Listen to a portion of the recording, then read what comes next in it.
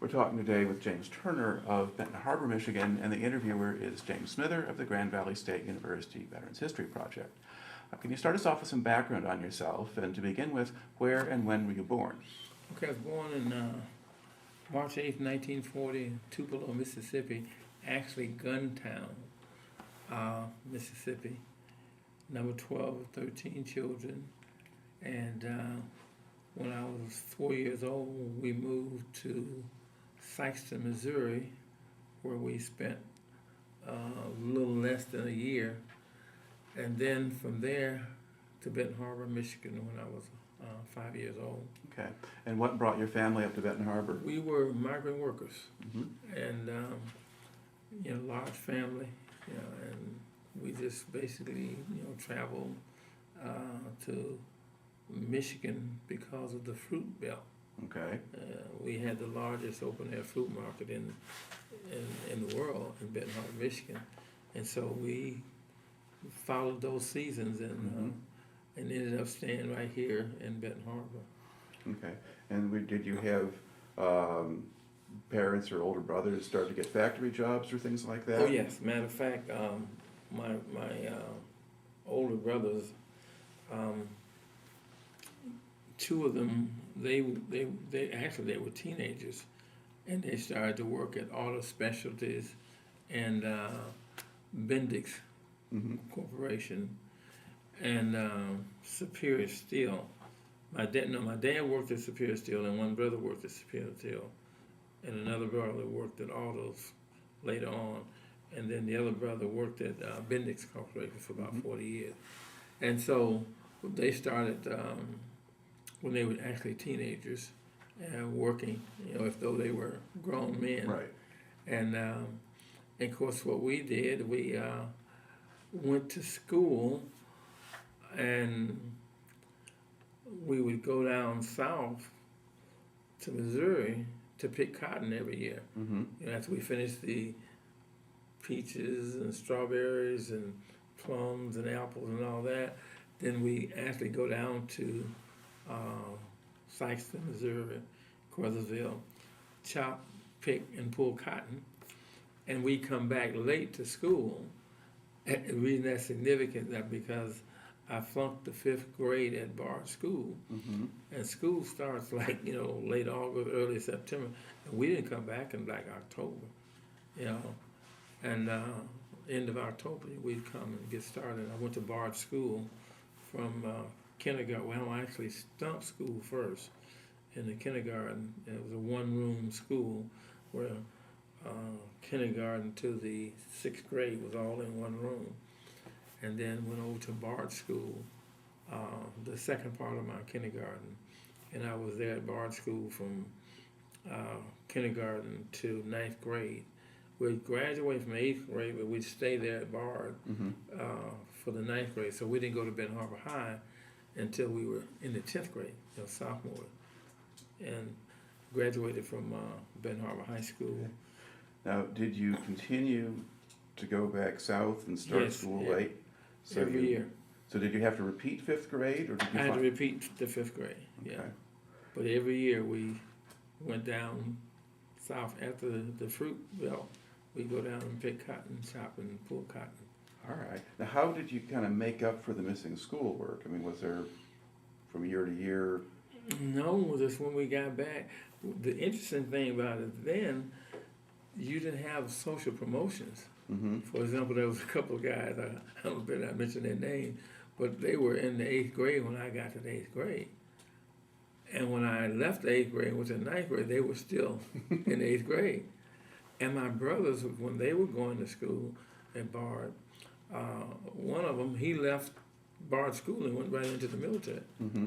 Because he was like 17, 9th grade, went right into the military. Because that's how it happened back then. They did not. You did not. If you didn't pass, you didn't pass. Okay. Did you like going back down south to do the cotton work and all that? Yeah, man, it was a lot of fun. So just sort of an adventure to travel and do stuff? Yeah, and in fact, one of the things I guess from us working all the time, we got used to working. and love work. Even to this day, love work.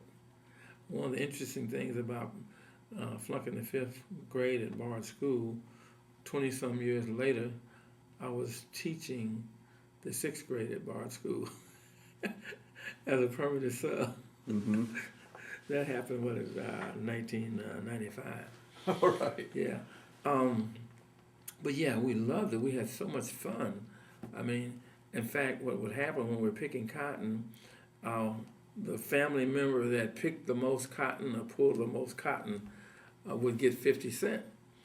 Okay? And sometimes, even though I was the youngest boy, a number of times I won that 50 cents. And what would happen after we get the 50 cents, guess what? You spend it on your brothers and sisters. So it was really kind of neat. We loved it. I remember we would go to what we call New Madrid. It's interesting, they say New Madrid, but it's spelled the same as Madrid, Spain. Right. Okay? And Carruthersville and Hayti, and we go to all those places, on the weekends and stuff like that. And sometimes, go over there to churches and different things. It was a lot of fun. I remember one time we went down and they had a flood. And so up on the top of the hill on this farm, there was this huge barn. And so everybody who got flooded out, it had to be 100 people, sleeping in that barn, and of course to the what they call it the levee, till the water went down. And some things that I remember, my brother and I, we've just been very close. Clifton, we're 2 years apart. He was born March 14th. And so we were there, and there was this little bird. And it sounded like he was saying, tell, teal, tell, teal. And we talk about that now. But yes, we had so much fun. And, relatives and friends and things like that. It was a lot of fun. Okay. Yeah. And when you go down to Missouri, did you have any problems with just racial issues or? We were too young at that time to even, know anything. We just, it was black and white people picking and pulling, and chopping cotton together. So they were all working together. Yeah, at that point we just didn't. Just people. And then up here in Michigan, you'd have black and white kids going to the same school. Right? Yeah, at Bard School, and we look back on it, and I do believe, in fact, we just had some Bard School reunions recently, but I believe it may have been a few more black kids in Bard School than white. And you have to go back in mind. I remember my best friend, John Murr, and we were in the 8th grade, and we had a holiday, and they went hunting, and another classmate was behind him, and John went through the fence first, and the other guy came through, tripped, and the gun went off and killed John Murray. Wow. And this was a white guy who was my best friend in school, And as you could tell, it's really emotional even now. Sure. When you think about it. But now, did you manage to finish high school? yeah, it was so interesting because Bard School, 7th grade, we played basketball inside. We had a gym was built, and we played basketball inside for the first time in our lives. And we played Eau Claire.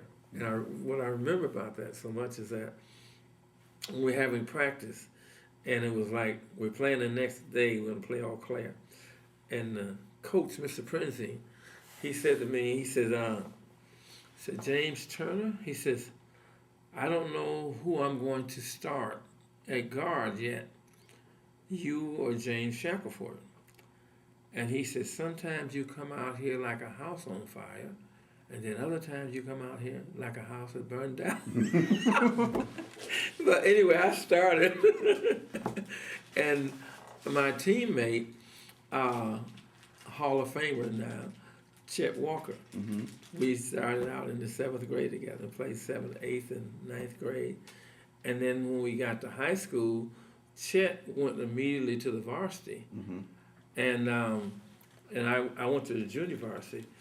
Chester wrote a book, A Long Time Coming, Chet Walker and Chris Mishner. And he had a picture of he and I in there at Benton Harbor High School. And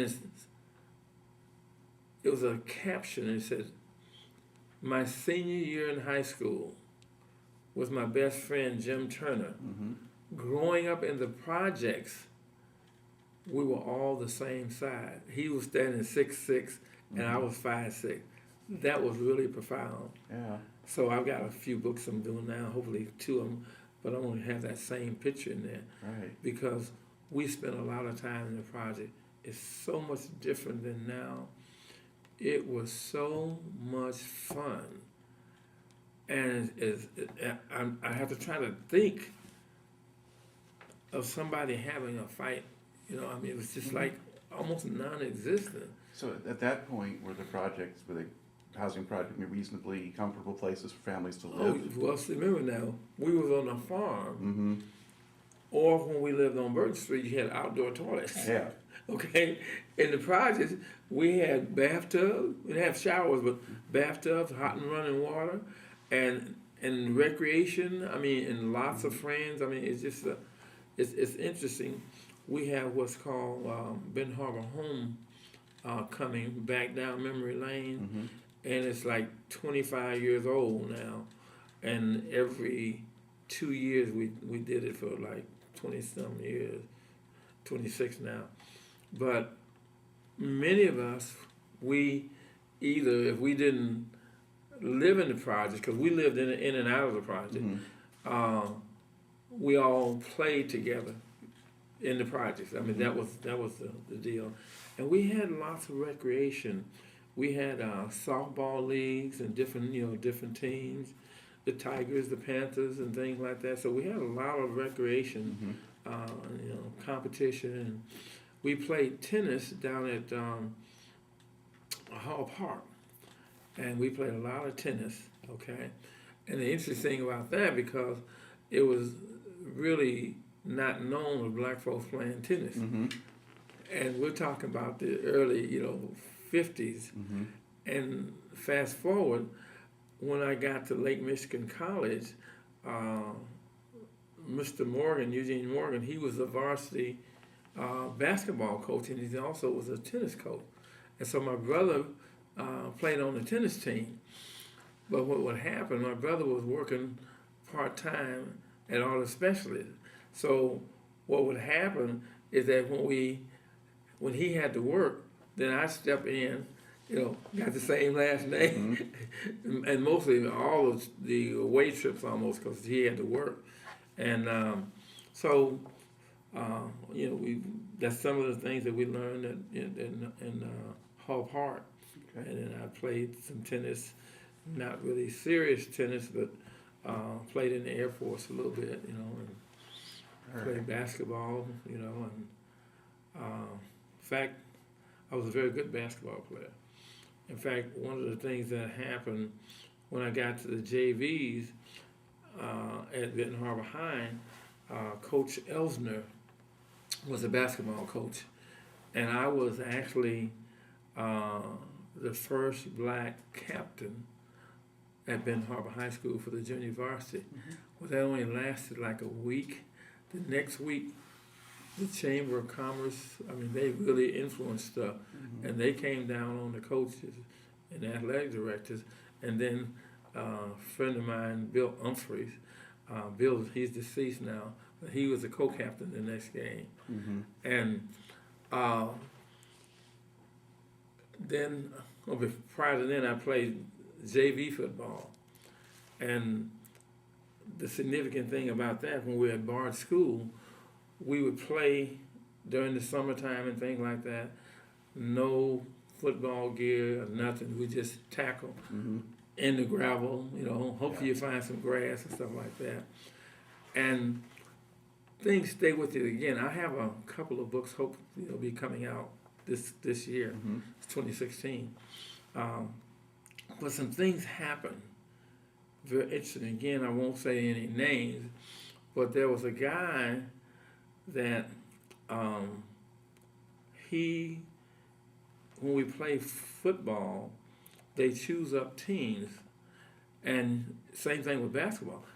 God, I mean, you know, I usually did not get chosen for football, and until somebody had to go home.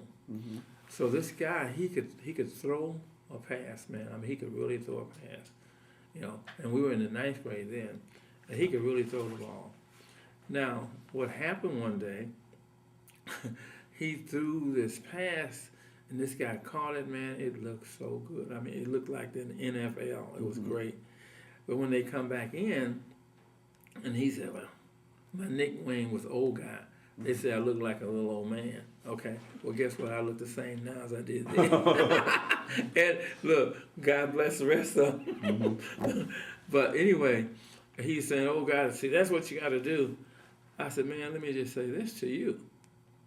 You threw 18 other passes that didn't even come near anybody. That was the first one anybody caught. And he got so mad at me. And they had to, you know, hold him back to keep from fighting, okay? And as time went on, this is crazy, but even to this day, some other things happen with girls and things like that. I didn't know it, but this guy is hating me after all this time. One of the things that happened is that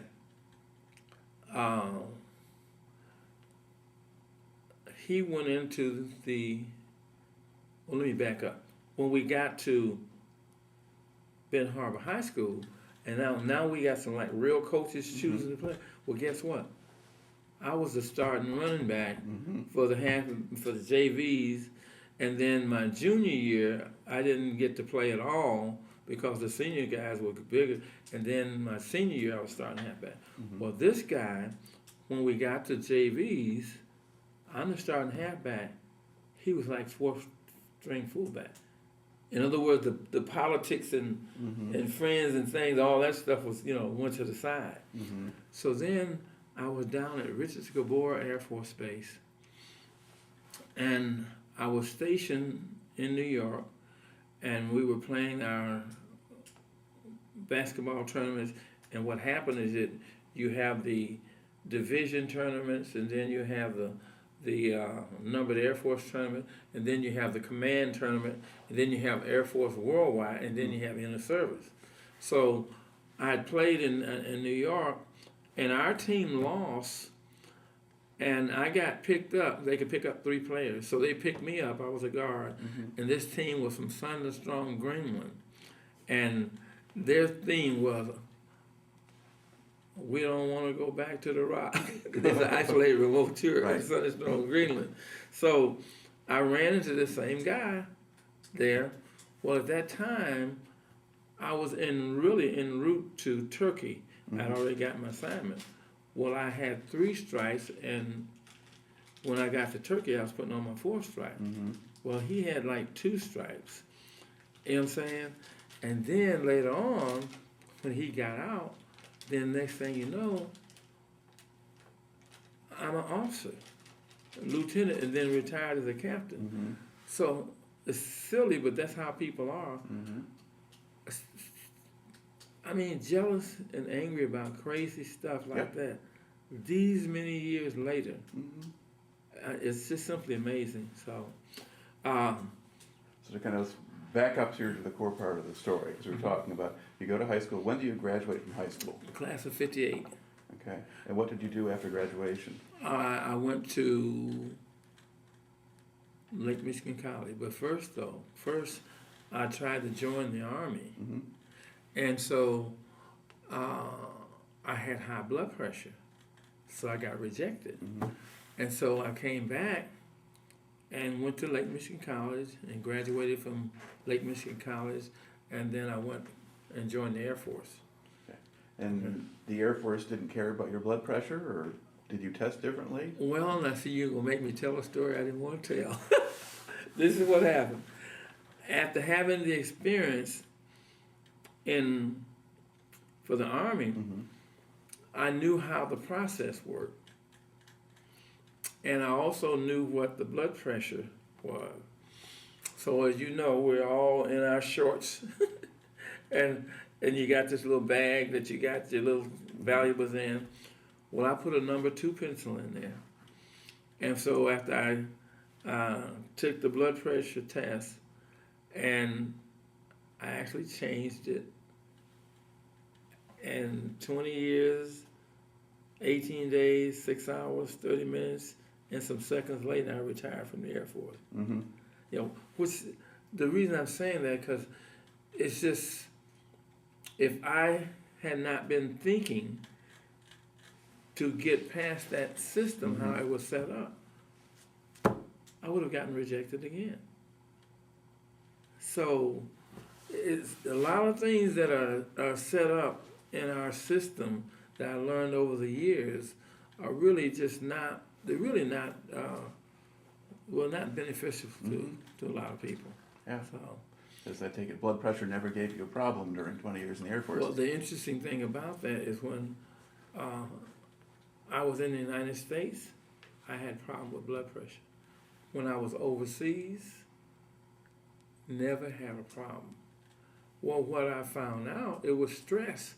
It was the whole deal in terms of race and problems that was, happening and things like that. I didn't know that at the time, but years later, then we began to figure all this stuff out.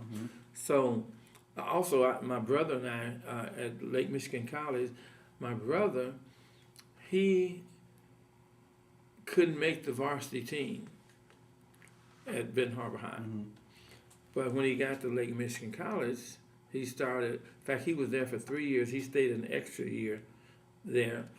And he stayed there and waited for me because he was 2 years ahead of me. And he and I were the starting guards. And there were so many people did not even know that he and I were brothers because we were so close, and when we got these nicknames. My nickname is Old Guy. His name is Spaghetti. And so when it's in the newspaper, the Turner brothers starting guard at Lake Michigan College. It was Benton Harbor Community College and Technical Institute at that time. And people said, "Oh, God, you ain't got brothers?" Yeah. Got the same mother, same father. So that's an interesting story. But the other part of the story, because we did start to have racial discrimination when we hit Benton Harbor High. And one of the things that happened is that the students came from all over, out in the country, Eau Claire, Coloma, you just named the groups an outline. And then still in Benton Harbor, Benton Township, that's where most of the black students live, but wasn't very many. Because when I graduated from Benton Harbor in the class of 58, there was 368 students. There's only 25 black. Yeah. So when I came back from the Air Force and retired in 81, it was 93% black. And St. Joe, which was 99 and 44, 100% white, when I left, when I got back, it was 98% white. So there was not much change. Yeah. And Benton Harbor had really, really, really changed, because what happened is they had the quote-unquote white flight, but we also had black flight because a lot of black folks moved out of Benton Harbor as well. And then we had a real influx of people from the South, just as we had done before, but it was like more. And one of the things that I never had a black professor until after I graduated from Lake Michigan College, and I went to Historical Black College in Jarvis Christian College in Houston, Texas. So I never had a black professor. So what happened is this. Whirlpool was working with the Benton Harbor school system by this time, we're talking about Dr. King had been assassinated, and riots had broke out all over the, country and overseas on military bases, etc. So what happened is that the number of black teachers and administrators came up from, matter of fact, the vast majority of them came from the same school, University of Arkansas Pine Bluff, and most of them came from Arkansas. So as they came, relatives of theirs came as well, and people who had lots of jobs and things like that in the foundry and things like that. So we had like I say, it was, when you really think about, incidentally, let me back up. I'm a retired military sociologist and behavior scientist, and I'll go into some other things a little bit later. But it was fascinating in that we're talking about almost a 75-80% turnover in people, okay? And one of the challenges, of course, when now during the summers, like when we grew up, we were picking fruit and things like that, but that kind of went away. And then all the jobs that all the people, our family from the South, I never worked in the foundry, my brother Cliff did, and my older brothers, my dad and them. So all of a sudden, they were gone. Now, there were government programs that came in. It was working out pretty good. But then all of a sudden, those kind of went away. And now, all of a sudden, we have a real poverty situation. As I explained to people, it does not matter what color the people are. When you have that much of a turnover in culture and that much poverty, that's a real challenge. But let me back up. What I did not tell you is this. When I first went into the military, Tech Sergeant Darrell Freeze is a white tech sergeant in St. Joe's, my recruiter. So I wanted to be a policeman. It's not a problem, you'll be able to get that. So I get down to Lackland Air Force Base, and they said no. Said I took 2 years of typing in Benton Harbor High School and 2 years at Lake Michigan College. So I could type 60 words to 80. I could really go. Now, even with my training, there were some guys in the military already that could only use 2 fingers, and they could beat you. But what happened, they said I could not, be a policeman. They were going to put me in administrative. I said, oh, no. And the person there, I said, no, I don't want to do that. So this guy who later became my brother-in-law, Wilbur Satterfield, he said, what you need to do, James, he said, you need to go talk to Henry B. Gonzalez. Well, Henry B. Gonzalez had just won a seat for the United States Congress. So I contacted him and met him downtown on Broadway at Earl Aber's, his favorite restaurant, and talked to him and told me what my problem was. Well, meanwhile, they had me working in the chapel, waiting for a decision. Well, Henry B. Gonzalez came to the military base on my behalf on Monday and talked to the 2-star General Green. And so, I didn't have any idea what I was doing, but I was very upset because I was determined I wanted to be a policeman, right? Well, the story goes like this. By the time they got through that process, I'd been working in the church. I didn't even know they had jobs in the church. So I went to tech school as a chaplain's assistant. So my first 7 years enlisted, I worked in the church. And the significant thing about that, which I'm just so proud of, when I went to Turkey, my job was leading Holy Land tours. Paul's first missionary journey, 7 churches in Antioch, Jerusalem, Bethlehem, Judea, Nazareth, Mount Ararat. It was amazing. Noah's Ark. And I went back to Bard School in my mind. Here I am standing on the bank of the Tigris and Euphrates River, in the Nile River. I said, man, I learned about this in Bard School. So all these things I was going through, I had learned about that, most of it from Bard School. And then when I got to high school, Benton Harbor High School at that time was one of the three top high schools scholastically and academically in the state of Michigan, along with Ann Arbor and Ypsilanti.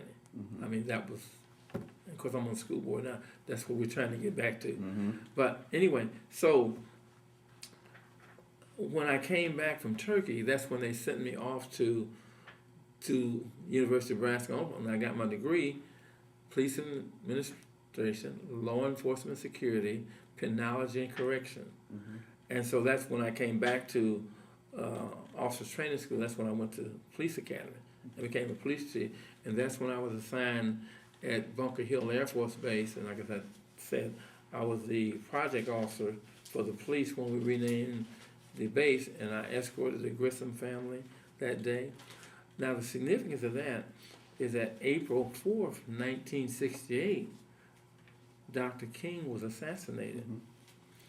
And riots exploded all over the country, overseas, on military bases, etc. Well, I was a second lieutenant, chief of law enforcement, and what happened is that one day when my guys were going to guard mount, that's where all the police get together, and then they get their weapons, and they get assigned to guard the planes and the bombs. There was B-58 bombers, and we had bombs, and then we had the KC-135 refuelers, and of course the planes, of course, in the air, and they stick the pipe there and refuel the planes right there in the air. Well, two of my guys got into a fight, one black and one white, and so they brought them down to law enforcement, and they were both bloody, and I said, clean these guys up. And it was a conference room about like this. And what happened, I remember so well, because the black guy was sitting on the right and the white guy was sitting on the left. And I'm sitting down here. So they're shouting at each other, right? So after a while, they got a little calm and got down. I said, wow. I got up and I stepped outside the door and I listened to them for a while. And then I called the desk. I said, take them back, put them in the cell. I called the wing commander. I said, Colonel Gentry. I said, sir, I think I got something. And I shot over there and I told him what happened. And I said, I got this idea. I said, if you would tell the commanders to let volunteers come over to the recreation center Monday, Wednesday, Friday, 4:30 to 5:30. Half an hour government time, half an hour their time. And so I started the first ever Human Relations Council in the whole military, and simultaneously started teaching race relations.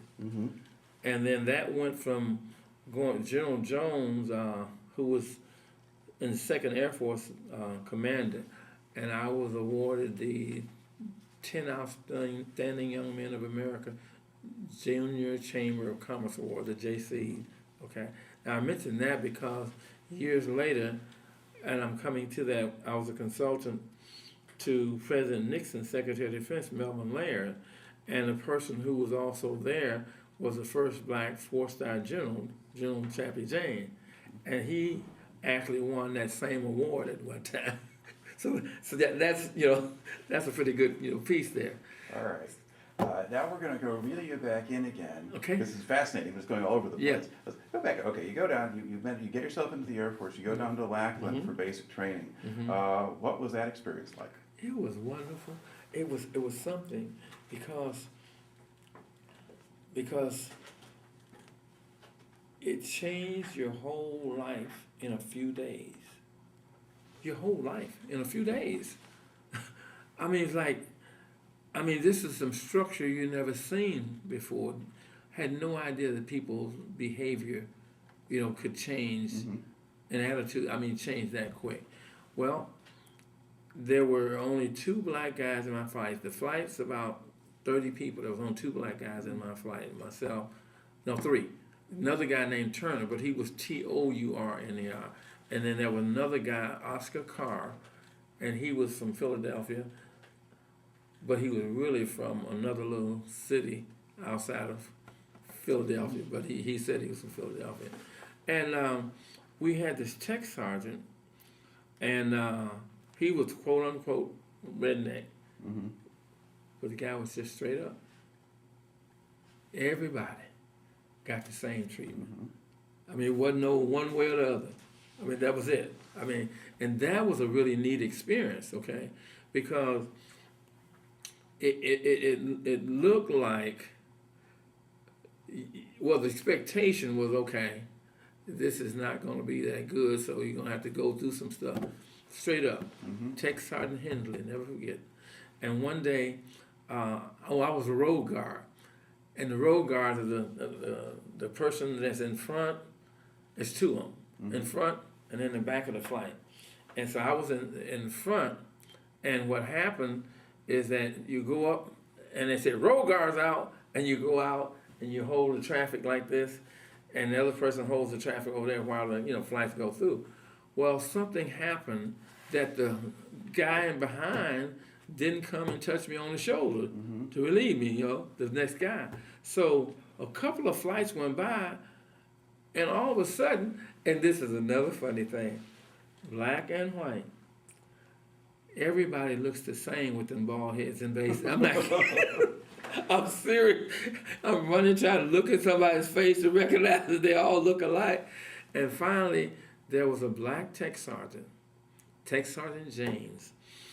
He had this flight, and they won the drill and everything else. Man, you talking about sharp. And so I saw him, and I ran up. I said, sir, I'm your sister flight, and I got lost with this. He said, okay, get in here.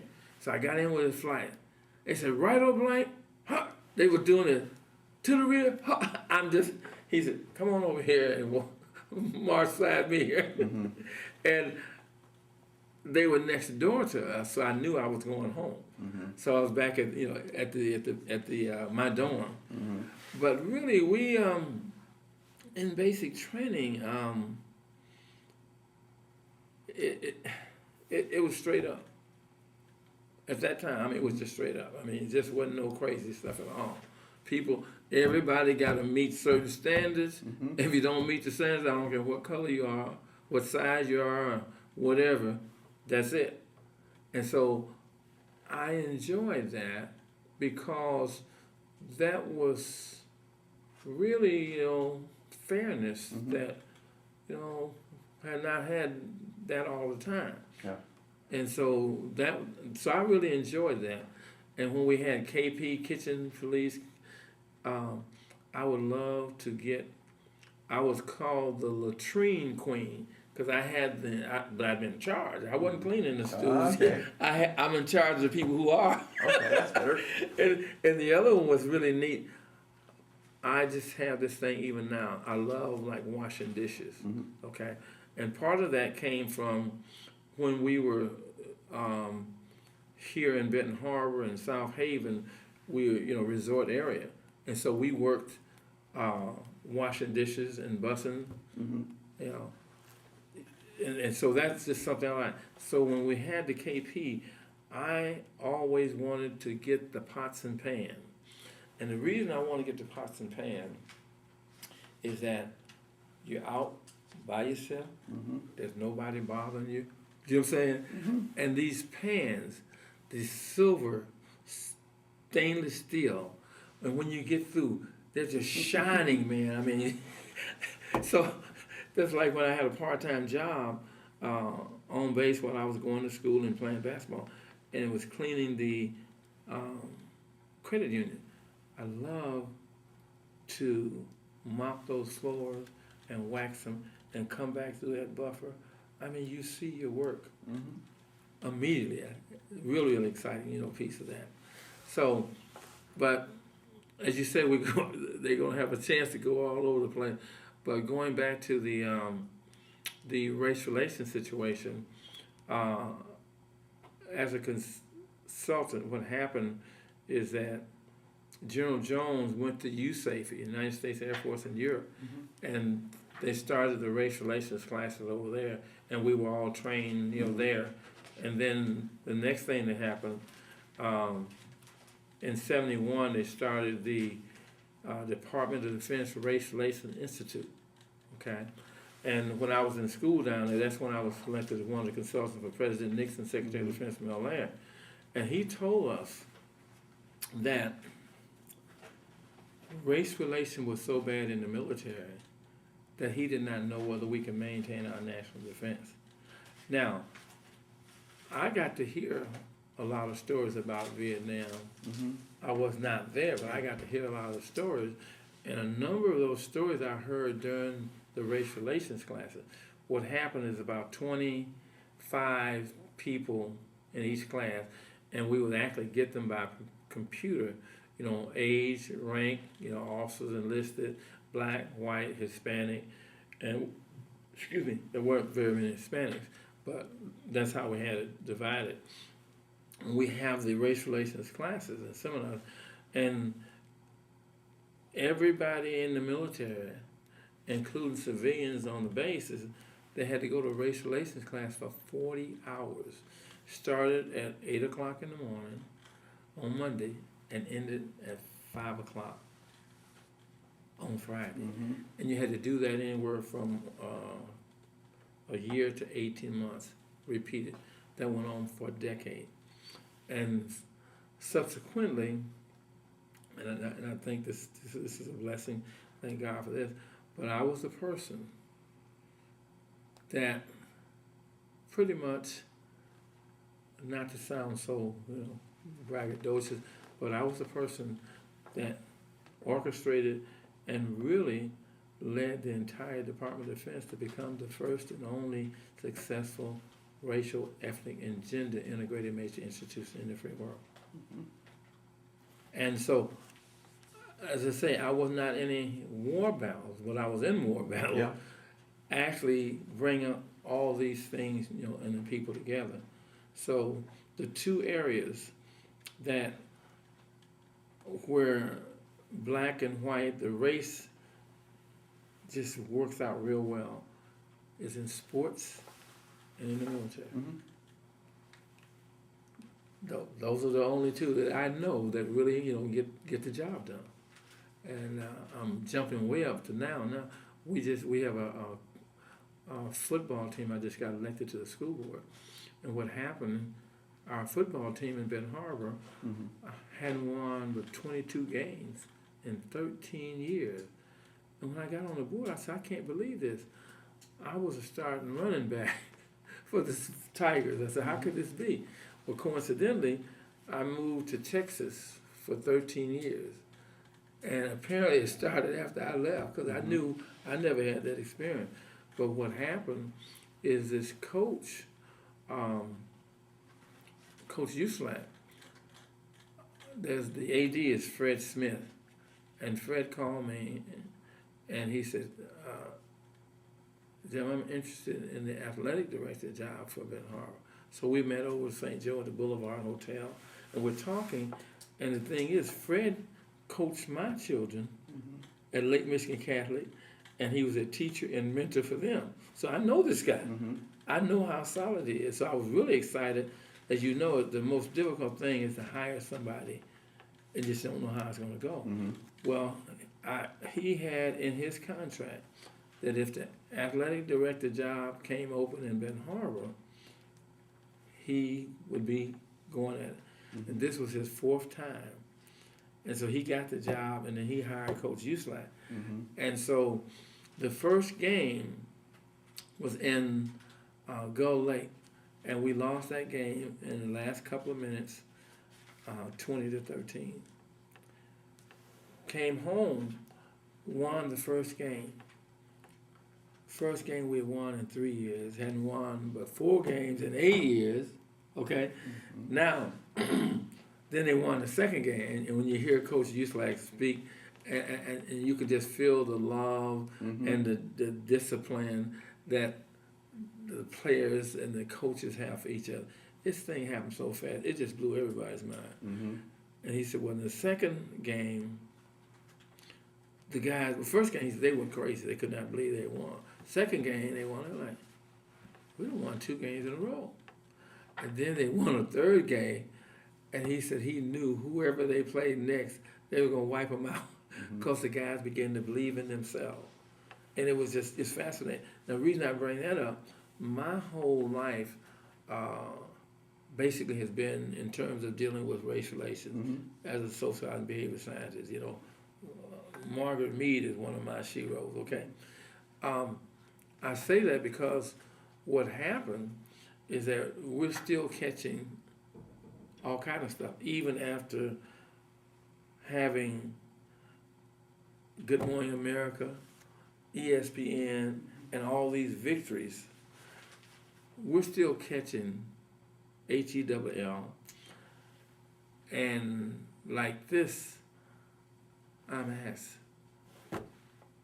why y'all hire a white coach? And the first one was my cousin.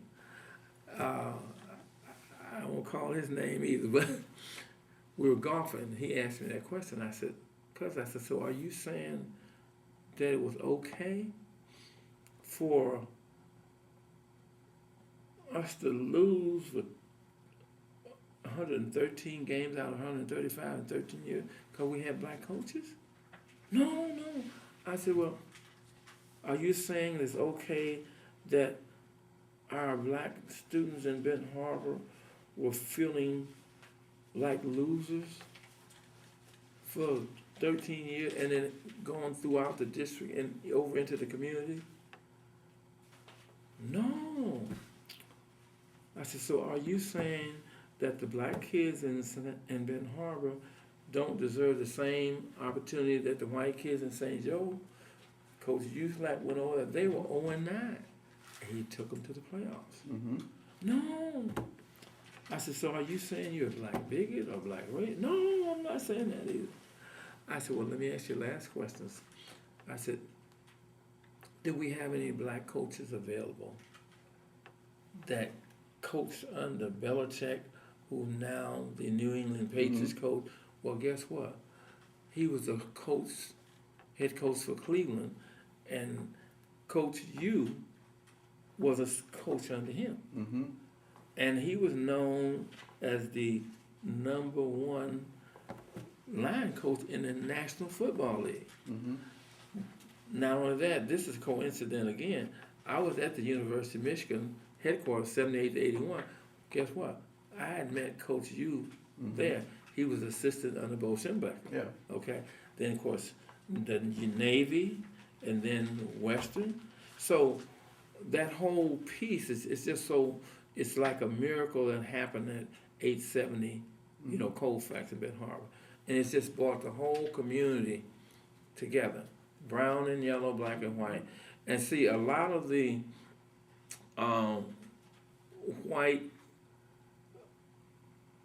community folks that live in Lakeshore and St. Joe and all that, those were people who I went to school with. Okay? And so all these folks are coming back. So I'm in the Rotary Club, and I announced that we were going to have the old varsity players coming back, from black, and then coaches and things like, and the cheerleaders and the band. And this Dr. Bill Ron, he said, Jim, I was a quarterback in 1950. And he said, I'll be there. And there's another guy, a very well-known person in the community, Bruce Conybear. He was the quarterback in 1956. So here we are, we have, in some of those games, we were having more white people than black people.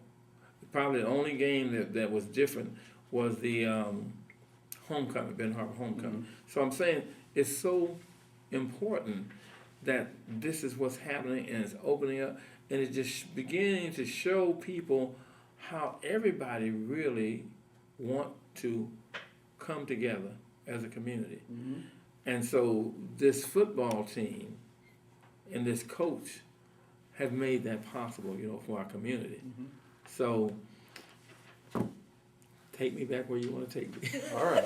Well, I mean, the wonderful thing about all of this is that, in some way, I don't care in what order I get it. We can still put it in context. People will make sense of it. But it's really fascinating stuff. And anyway, to go back, so basically you came in and for you, just getting into the Air Force, it was a regimented way of doing things. They put a lot of emphasis on Structure. discipline and all of this, but it was done fairly and consistently. That's exactly And right. so they didn't play stupid games with Nope. you. It was stuff that made sense and everybody's Yeah. equal.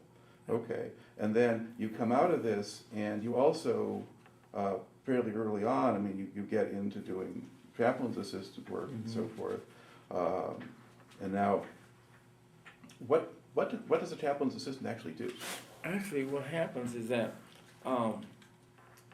we do clerical work, and we also, like the Catholic Church, we were trained to lay out the vestments and everything like that. We couldn't touch the chalice during that time, but now they can touch the chalice, but you couldn't touch the chalice during that time.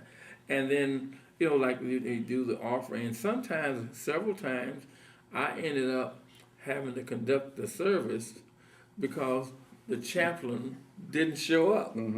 It was, so I ended up having to just go through, well, it's the same thing all the time.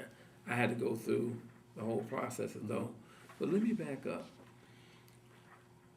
What happened, and I figured this out much later, what happened, the reason I ended up doing this whole race relation thing, what happened is that when I first got in the military, those 7 years, we had dynamic and moral leadership. It was mandatory for everybody, when they come on base, they had to go through this dynamic and moral leadership, which was a church type thing. And I was, as a chaplain assistant, everybody, I'm talking about everybody that came on base, they had to come to the chapel, and they had to fill out these 869 religious preference cards, okay? And of course, the colonels and generals, you go to their offices and do those. And then what we would do, we would have these,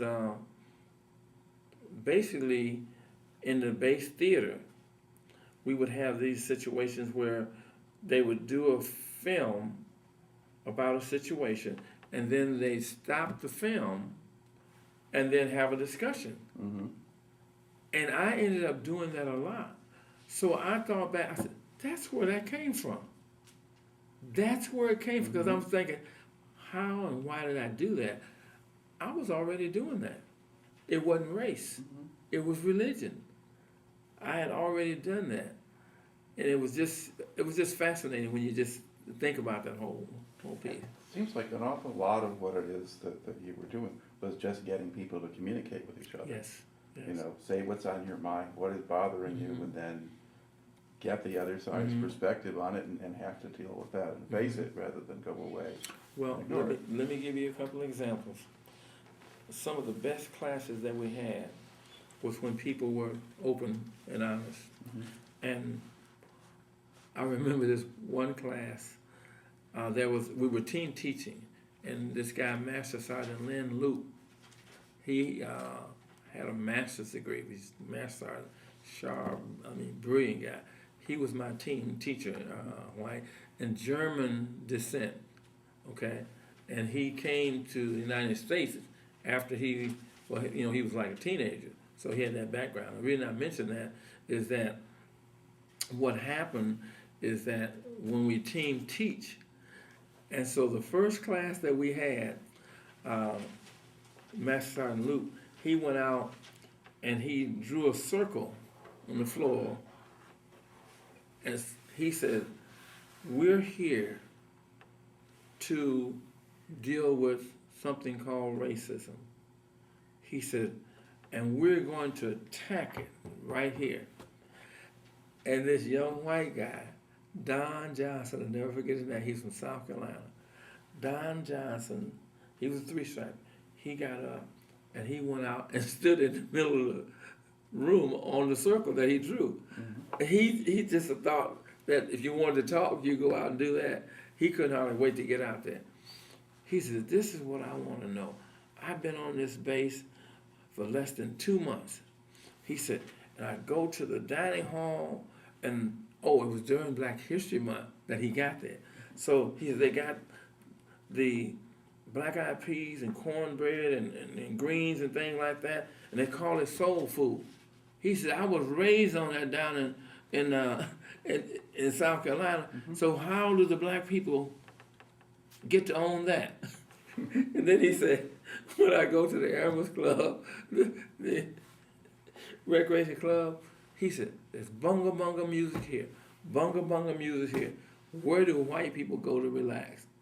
Wow. Woo. I mean, that was a class.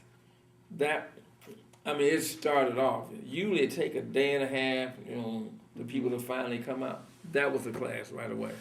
So, anyway, another incident that happened with him, there was a white female that when we took the breaks, they always took a break together, right? So when we get to this part where we start talking about interracial marriages, right? And so we're there, and so Don Johnson said, if God had wanted us to be together, he'd have made us all the same color in the first place. So you can understand how exciting these classes are when people really come out. And so she actually stood up. She said, Don, I can't believe you said that. I've told you about my boyfriend and my fiance, he's coming. He's black. He got up from sitting beside her and went all across the room and sat over there. And people are cracking up. I mean, he's serious, right? Then there was another guy, Jamel Dixon. He was from Harlem in New York. Three-striper. This class, now he's in the same class with Don Johnson, right? So now we're going to go to the other way. He said, I hate to see a good white person. I said, well, Sergeant Dixon, would you like to share with us why you hate to see a good white person? He said, that means I can't hate him like I want to. It was a class, I'm telling you, it was fascinating. It was fascinating. And it was necessary because we were in serious trouble. When the Secretary of Defense said race relations was so bad in the military, we don't know whether we can maintain our national defense. Well, see, these stories, that's why my books are coming, these stories have not gotten out there. We've hit, like a lot of stuff in Vietnam, some people had the experience and some didn't. Yeah. And again, like I said, we heard a lot about it in the race relations classes when we started talking about race and people had been to Vietnam. We're going to have that discussion. So we got to have, I'm talking about lecturing and actual classes over 5 to 7 year period. I had to have at least 10,000 people that I was in contact with, okay? And so if you can just imagine for 40 hours that you're the instructor, that really gets to be something. So what I'm saying is this, even though I was not in the shooting war, I was in the war with the people. And it's where we're still fighting, so yeah. Exactly. Okay. There's a couple of things. One thing that I'm really, really, really, really proud of.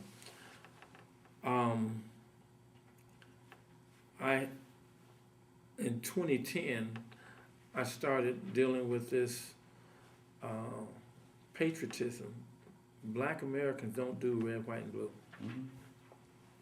That's just it. So I'm reaching out to 30, 40 million Black Americans online and with my organization I started, Glad to Be American, to deal with Black Americans saying Glad to Be American. Some do, some don't, and some won't. So I did this CD, and it's a 90-minute motivational, and a part of it, my nephew, who's a top blues singer in the country, he did a song, wrote and sang the song, Glad to Be American, and it goes like this: people of color love this land, glad to be American. And I mean, it's a phenomenal, it's a phenomenal piece. Now, I say all that to say this: I'm working so hard to bring Black Americans to the table. In fact, Don Albro, with Lest We Forget, he's really been helping with as well, trying to do this. Now, let me tell you what the challenges are. This just happened recently. I saw this guy, I won't mention his name either, but he was at Roy Shern's auto shop. And I looked up, and he had a white cap on. He had a Navy cross, a Purple Heart, and a couple of, I was like, whoa, I know that. I've been knowing this guy for I don't know how long. I knew him before I went to Texas. I said, man, I didn't know you had all that. He said, yeah. He said, well, when you're on the radio and you're in the news, you know, trying to get black, you know, veterans together and stuff like that, he said, we hear you. But the reason we're not coming, he said, as long as white police officers are shooting down black men and black boys, and we flash back to Vietnam when we were all fighting together in a war, and then we come home, and then we have this racial divide. And I was like, wow. Wow. Now I know this stuff, but still, when you hear it, it's still, it's just a reverberation. So those are the kind of things that we have to deal with. I know at least a dozen guys that have Purple Heart. I'm still working to try to get them involved and try to get them in some of the books that Lest We Forget is doing and doing some things in that area, okay? So it's real, real important. And the first time that I've ever seen a large group of black Americans doing red, white, and blue. I've been coming up from Texas. I was coming up for 4 years before I came back. And I come up to do this 9/11 commemoration, and we do it at the high school.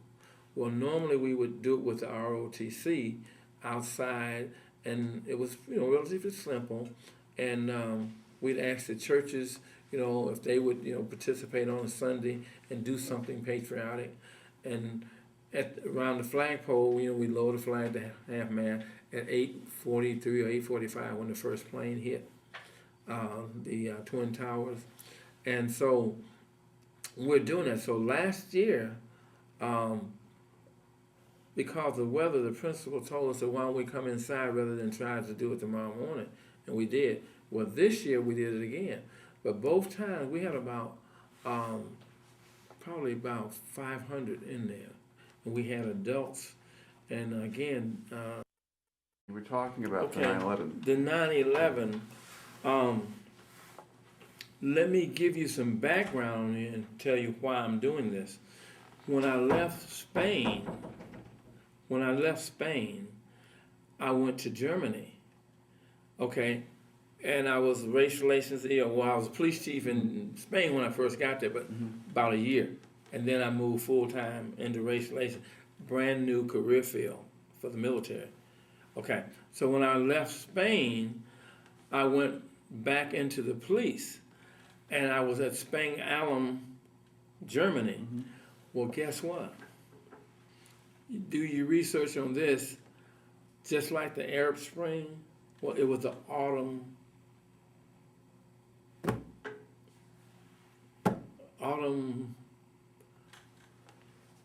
I'll have to catch that, the German autumn, and it's 1977, okay? I was there from 76 to 78. What happened,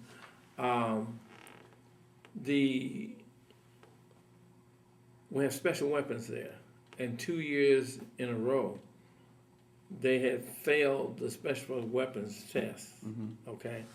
And so I was brought in to fix it. And so here we are, the Baader Meinhof gang, and the Red Brigades, yeah. Well, guess what? That's who I was dealing with from 76 to 78. Okay. They were robbing banks, blowing up buildings.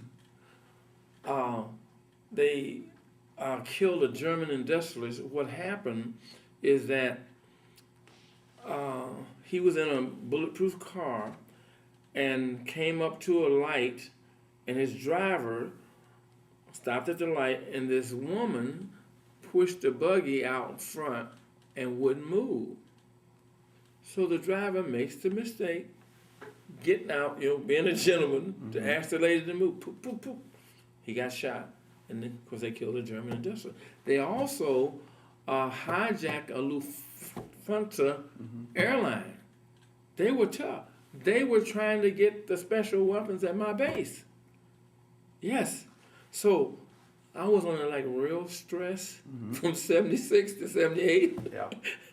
I was glad I deserved to get to University of Michigan and Notre Dame because what my job was is I had to keep 100 square miles clear of terrorists and to be sure that the Baader Meinhof gang and the Red Brigade did not get the special weapons. Either get it on to detonate or steal. So you can just imagine now, my family is there too with me and all these other American families. And so from 76 to 78, July, that's what I did. And let me tell you, I had the training, I was a terrorist liaison officer, and I had the training, it's the Village Police Academy. And that's where the terrorist threat liaison, and that's where the training is done. And I can't remember the general's name, this famous general that he was really known for dealing with terrorists. But anyway, he would come and be the speaker and things like that. So we worked with the FBI and of course the German police and things like that to keep our network together. So that was a tough job. Like I say, I wasn't in the shooting war, but stress is stress. Okay. All right. So come in. Let me just come in because see what happened. That's why I'm into this whole terrorist thing because when I was in Turkey, I told you I worked in the church. Well, I prayed with the Muslim 5 times a day. They wouldn't come inside the building, Christian. So one day we were praying about noon, and three of the guys, we would squat down and drink some hot chai and eat some bread, ekmek. And then they said, you're a really good guy. You're a great American, one of the best Americans we've seen. So you need to change from becoming from a Christian and convert to Muslim and study Islam. I said, no. I said, no, I'm Christian. I said, back to Church of God in Christ, and I'm cool, And the guy said, well, we're going to kill all the Americans, the Westerners and Christians and their families. That's what he said to me. This is 1965, 66. I jumped up and I'm looking around like, wow. Now remember the American mentality. It was difficult for me to imagine that these guys I've been praying with all this time, that they would have that kind of a mentality. So now, 9/11, they're doing what he told me in 65, 66 that they were going to do. So that is in my mind. So that's why I started doing this 5 years ago. And I say the first time was last year and this year that we actually did it inside. And that was the first time in my life that I seen that many black Americans doing red, white, and blue. And the students were awesome. About 90% of them were saluting with us when they played the national anthem. And then when we played taps, and I was able to tell them about my experience in Turkey and also in Germany, and that the terrorists, it's a really bad situation. And what we're doing is recognizing the firefighters, the police, and the military. And so you learn to respect them much more and understand what they're doing in terms of helping us, all of us, taking care of us, and things like that. So that was a beautiful thing because I got a chance to say that to the kids 3 times in each one of those sessions, and they loved it. And the questions and things, that they have for you, I mean, they're very interested in that. So what I'm saying is I'm growing a new crop of patriotic Americans. Okay? Now, quickly back to Spain. one of the things that I'm most proud of, and again, I'm going to give you a copy of my CD. 1971, when I first got there, I was, like I said, I went in as a police. Matter of fact, the commander left, and I was the acting commander and everything with the police. And we had F-4 fighters, and we had some bombs and stuff there. Well, then I moved full-time into race relations, teaching race relations full-time. Well, one of the first things that happened is that it's a Spanish base, because we have Americans living on the base. But also, like 20 miles away, we have Royal Oak Housing, which is all Americans, okay, family. Well, guess what? 4th of July, you cannot fly the American flag off the base. So I started in 1971 because of what was happening in the class. And I knew in 76 that we were going to have a bicentennial. I started networking with the Spanish government, the Spanish military, and going to the various functions that they would have at the different embassies, the French embassy, the German.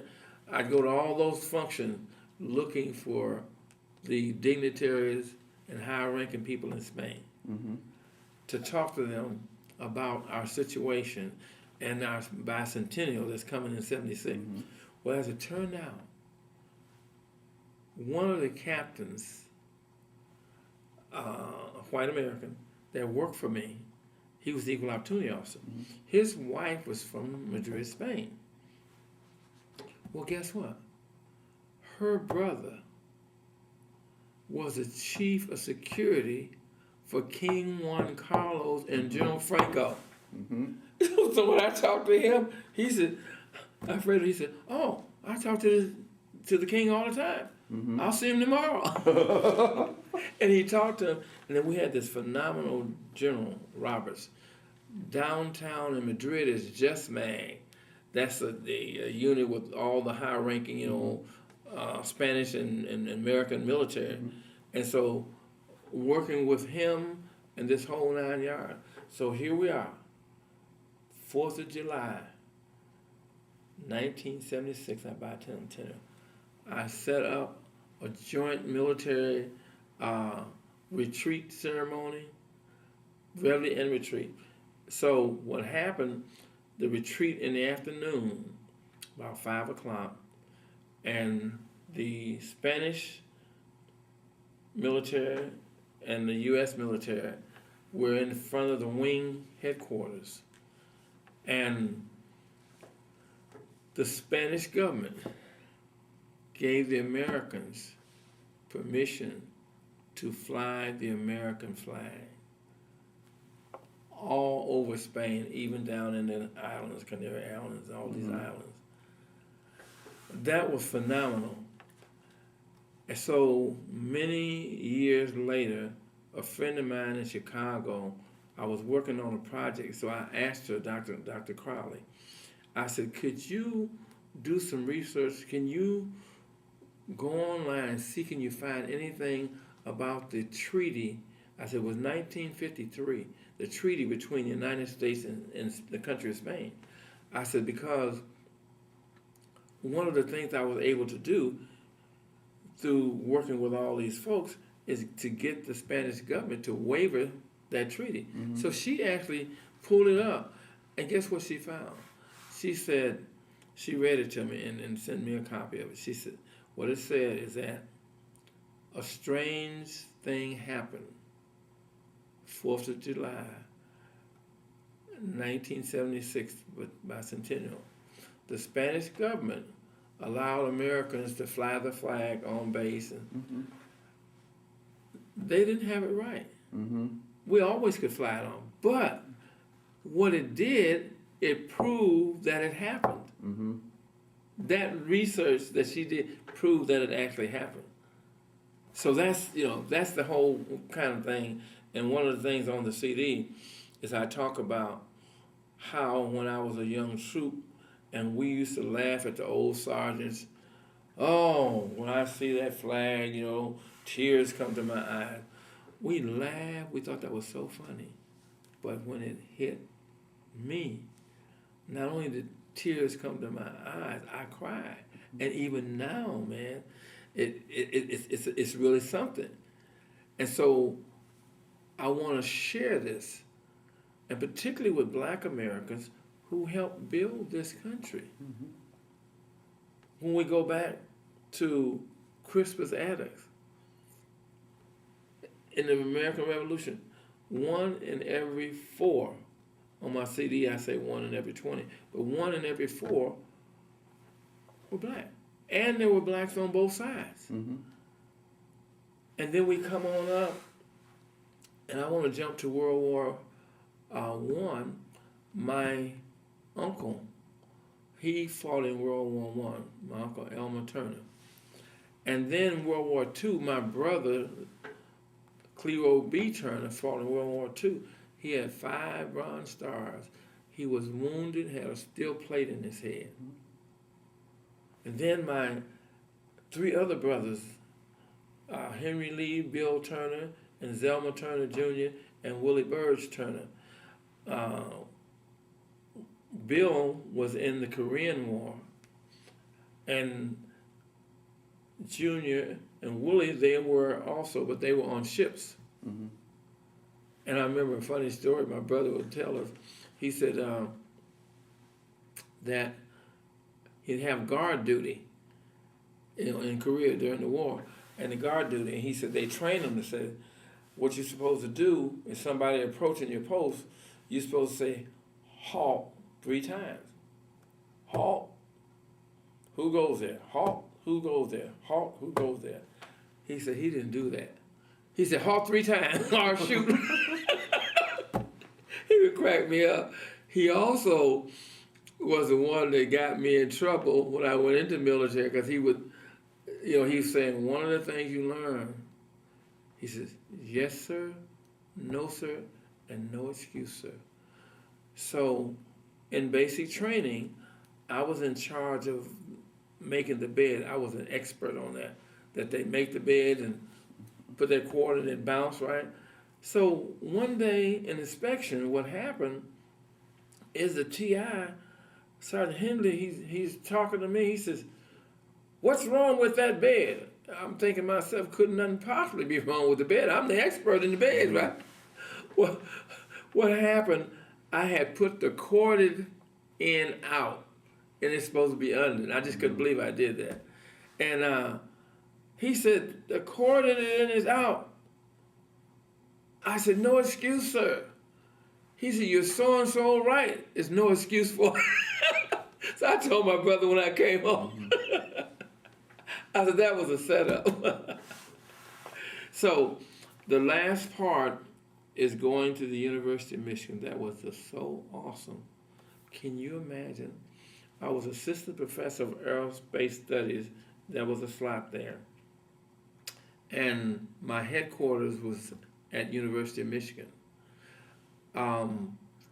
It was at Michigan State, and I asked the Air Force to move it to University of Michigan because we're recruiting minority students. Detroit is 30 minutes away. Yeah. And then I went to Cass Tech High School. This is a black high school in Detroit, top of the line. I had 200 students, information that they had like 500 in math and 500 in verbal. And there was, the cutoff was 1,000. And I would talk to some of these students about, math. Oh, I can't do math.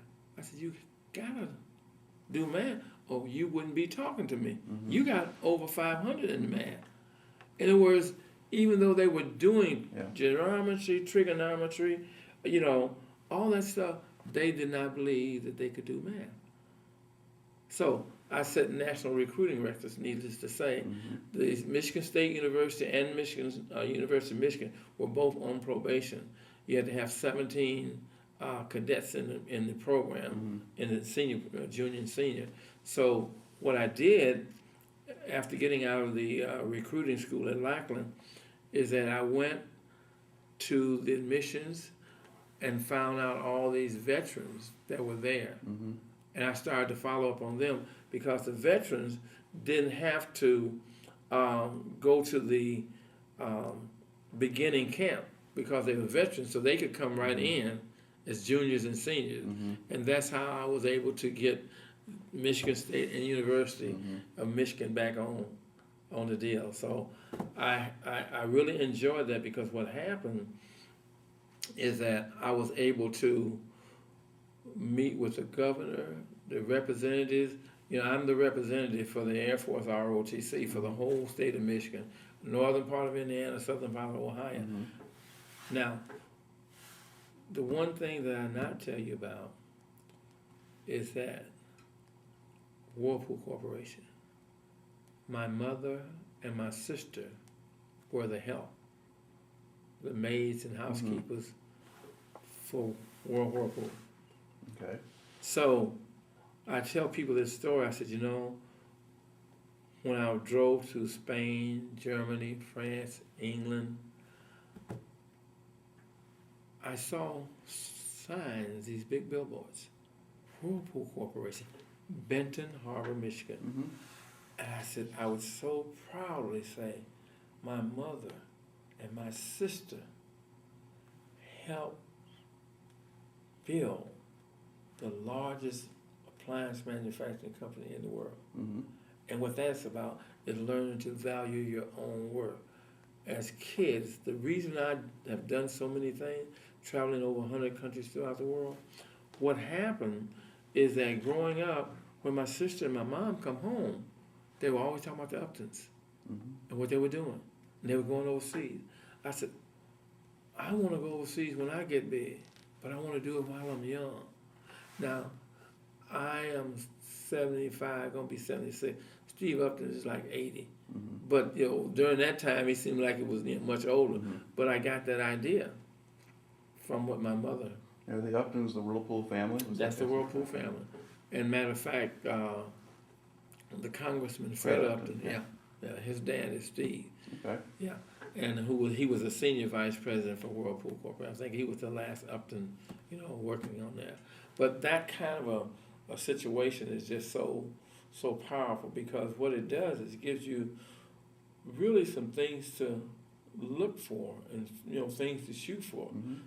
A lot of people, unfortunately, they don't have anything like that. So they never really, so people ask me, I said, I'll tell you why. That's where I got it from my parents and my eldest sister. That's where I got it. The CD that I want to give you a copy of, my nephew is one of the top blues guys in the nation now. You know, we lost B.B. King, you know, Johnny Taylor. I mean, just so many people. Mel Waiters just died, and so there's people like Willie Clayton, you know, left, and Tyrone Powers, you know, he's gone, and so his name is Lerone Powers. That's his stage name, and he has some big hits, and in the blues. Somebody chasing my cat. What's the name of that thing you put on me last night? Shake and Shimmy. He's awesome.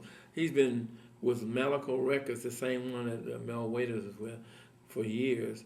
And he's the one that wrote and singing the song at the end. I lead into it and talk about my experience with the flag and things like that. I lead into that. And I just had a great experience. I spoke to the Exchange Club, the same one that coached you, for Veterans Day. And they told me that was the first time that it was just so great. They said it was the best One Nation Under God speech they ever had. And of course I played that CD, you know, and talked to them about a whole lot of different things like that. And one guy said, I've been here for 35 years. He said, it was really good. So, yeah. Go back again. Talk about your first regular duty assignment. You were at a base in New York. What were you doing? What was that like? I was a chaplain's assistant, and I loved it. Oh, my God. first of all, I ended up in a movie.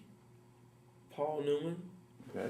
Jackie Gleason, The Hustler. Okay. I ended up in that movie. On the way, there's a friend of mine, nicknamed Rap Brown. He was in the Army, and he was in San Antonio with the Army at Fort Sam, and I was in the Air Force.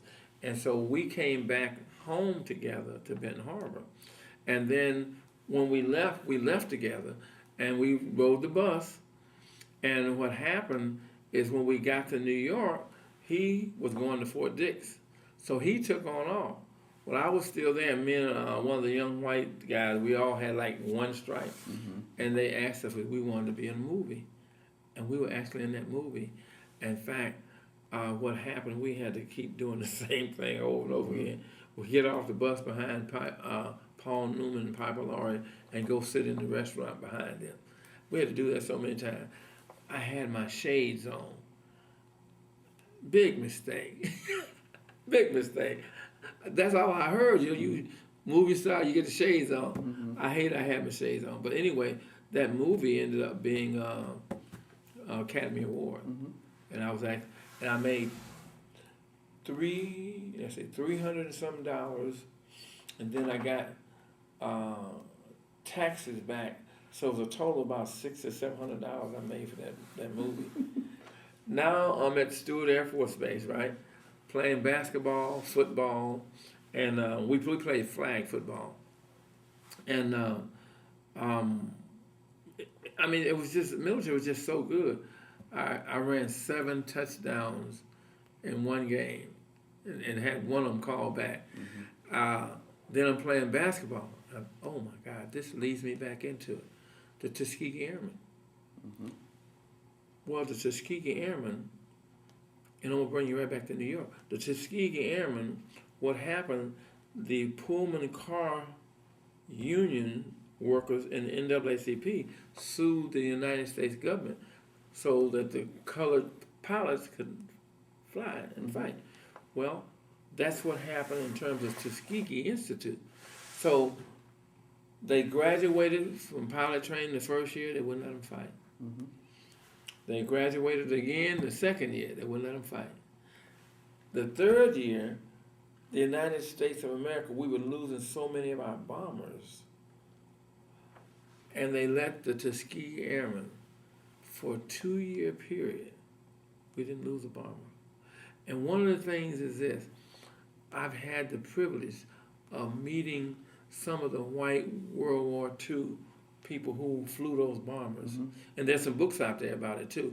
And they swear by the Tuskegee Airmen, okay? Now, I actually have been good friends, and I actually served with some of them that stayed over. I'll just tell you about this one. He was the guy that shot down 5 German aircraft. Lieutenant Colonel Lee A. Archer. Guess what? He was my basketball coach at Stewart Air Force Base. Wow. He was from New Rochelle, New York, so he got signed, near home. And so on the basketball team, he made me captain of the basketball team.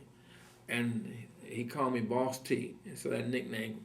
So one day he told me, he says, Boss T, he said, you notice that you're the littlest guy on the team? You're the youngest and the lowest ranking guy. He said, but you're in charge of these guys. They follow your leadership. He said, that's why I made you captain. He said, and you should be a captain in this man's Air Force.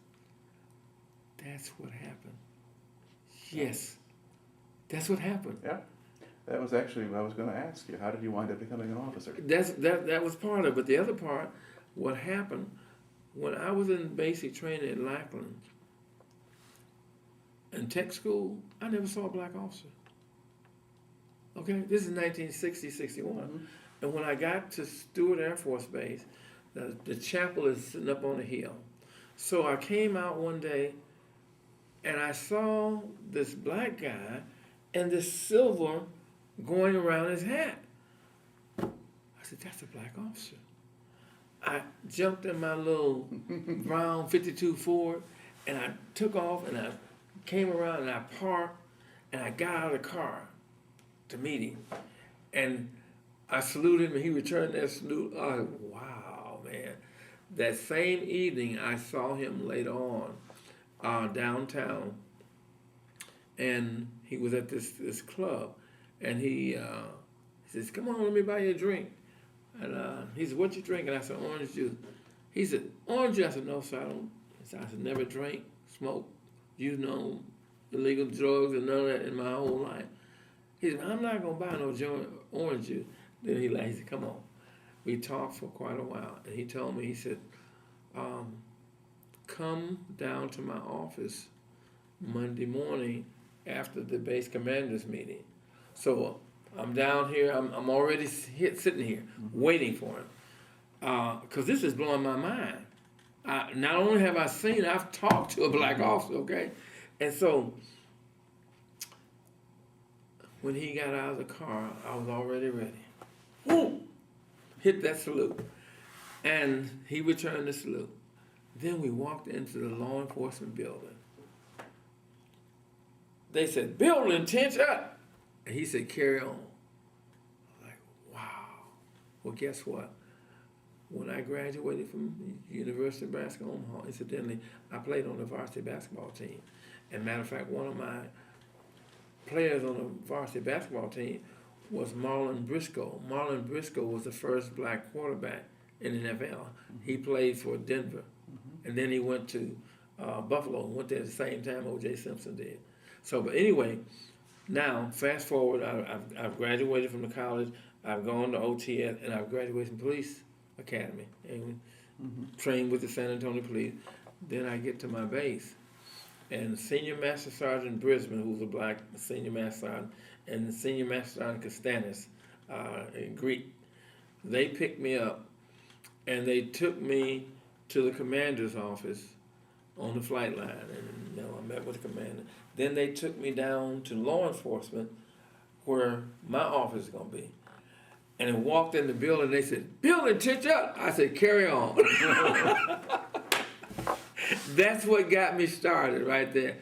I never in my wildest dreams even thought about being an officer.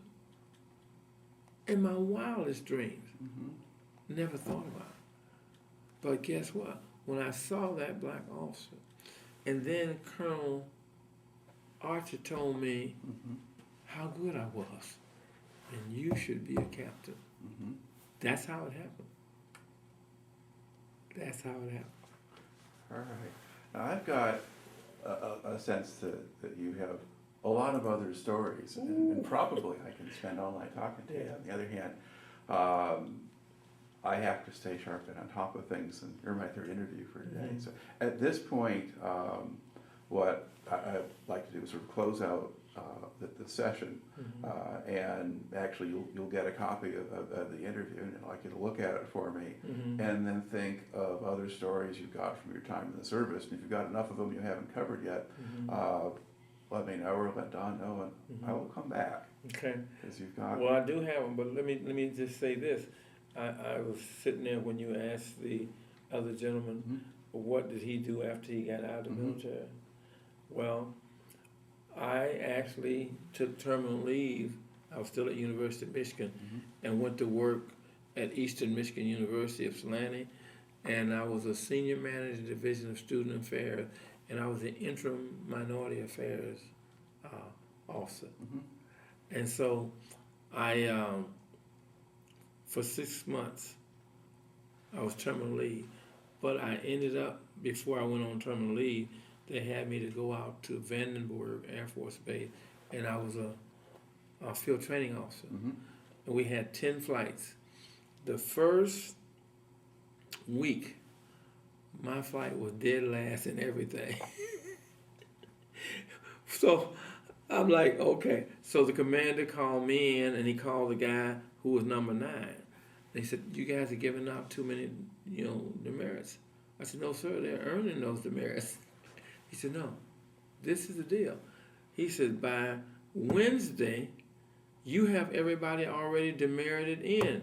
They're not going to be going anywhere on the weekend, so they really don't care." He said, "This is what you got to do. You got to lead them up to it." And I understood. So now on Thursday, they're right on the verge. They're right on the verge. So everybody's sharp, sharp, sharp. Their whole behavior and attitude. Well, guess what? That second week, my flight was number one in everything. Sports, academic, I mean everything. Matter of fact, I had the DG in my flight, distinguished graduate. And they said that was the first time that they could have in recorded history that happened. You go from dead last to number one and stay there for the 6 weeks.